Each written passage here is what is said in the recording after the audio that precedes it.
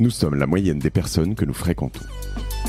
Avec Génération Do It Yourself, je vous propose de rencontrer ensemble des entrepreneurs, sportifs ou artistes qui vont littéralement faire exploser notre moyenne.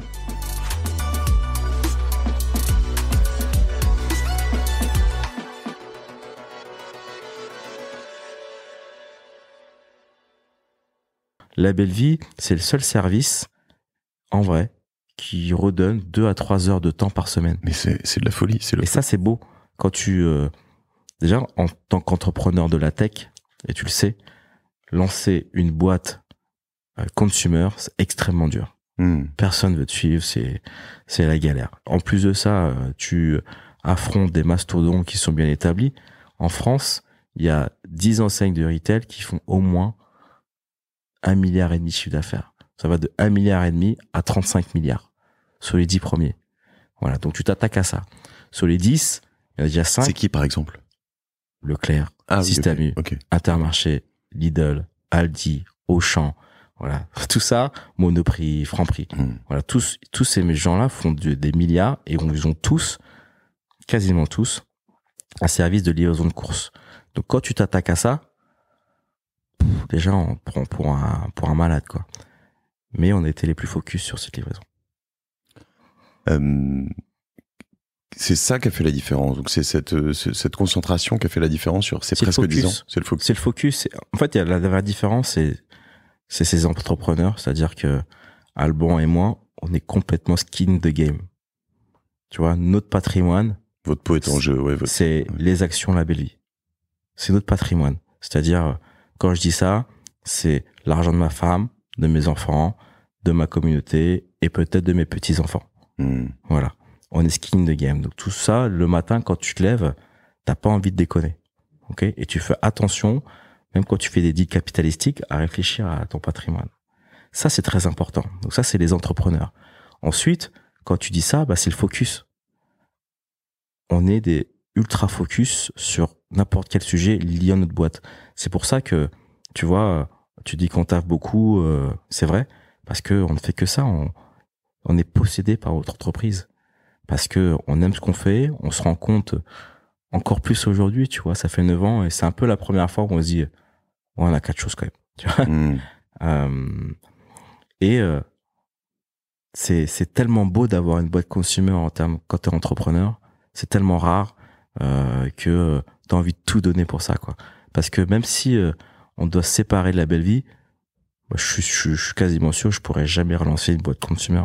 C'est trop dur. Parce que il faut avoir de l'argent, il faut avoir de la chance. Voilà, il y a comme une question de chance dans La Belle Vie.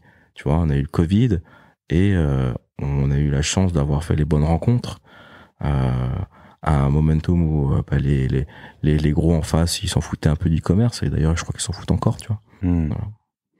Et si je viens justement sur ce Covid, pour vous, ça a été un boom phénoménal. Boom phénoménal. C'est 400% en 2 semaines.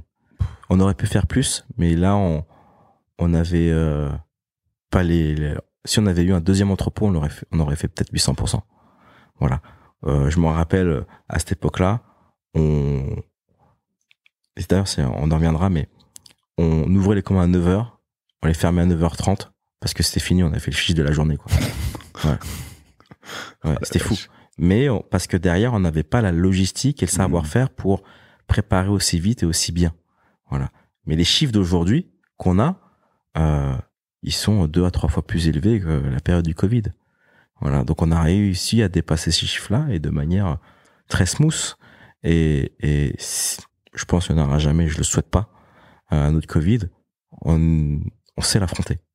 Et c'est retombé, comme chez beaucoup de e-commerçants. Il y a eu un moment où en juin 2021, entre l'été 2021 et l'été 2022, c'est retombé ou ça a juste fait moins de croissance? En juin 2021, donc mai 2021, fin du lockdown complet, la vie retrouve son cours.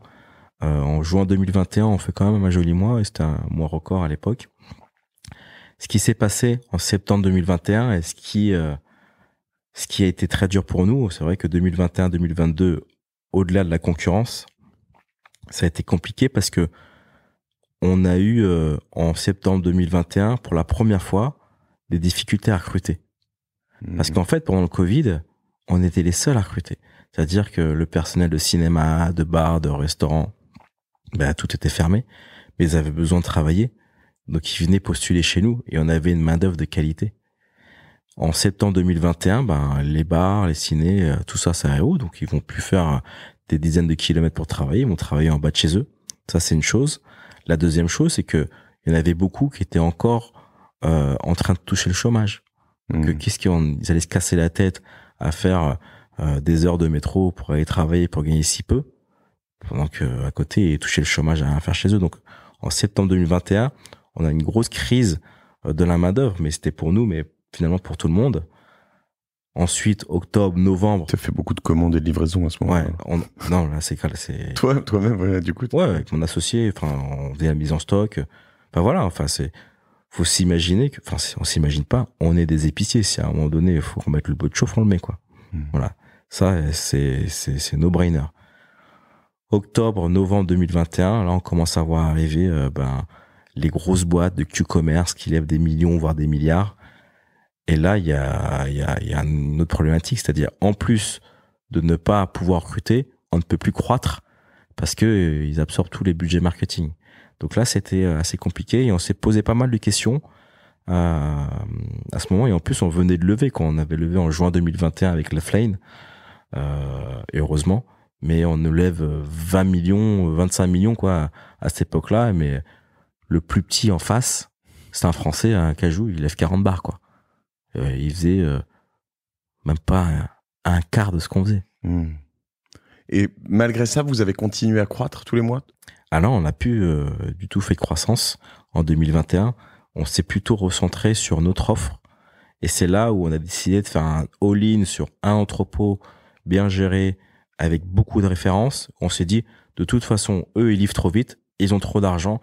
Ne restons pas sur la vitesse. Allons plutôt sur le choix et la qualité. Donc, si je devais me projeter sur un autre business, t'es entrepreneur, t'as un concurrent qui débarque loadé à mort d'argent, toi, qu'est-ce que tu recommandes?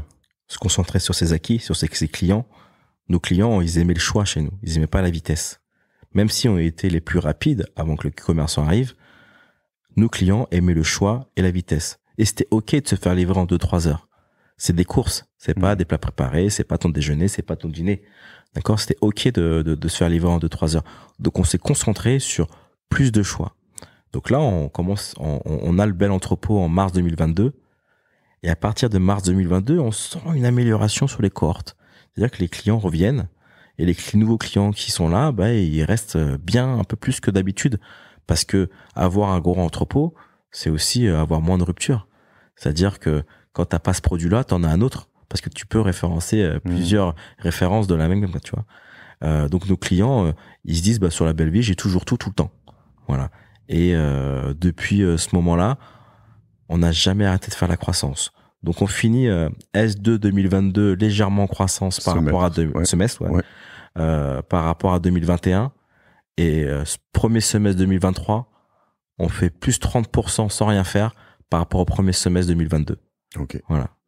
Et depuis, on fait encore de la croissance. Ouais. Et là-dessus, pour avoir quelques chiffres, tu me parlais de coût d'acquisition, un client, donc 250 € pour certains, c'est fou.